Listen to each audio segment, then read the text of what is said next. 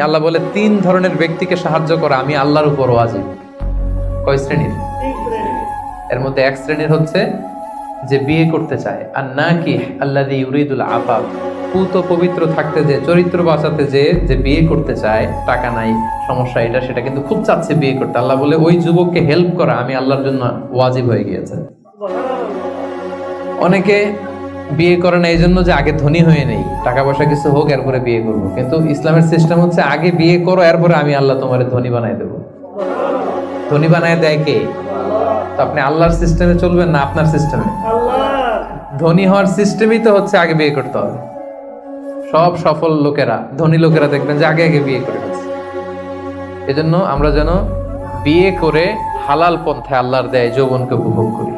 হারামের সাথে যেন আমরা কখনো কোনোভাবে আপোষ না করি, সম্পর্ক না করি।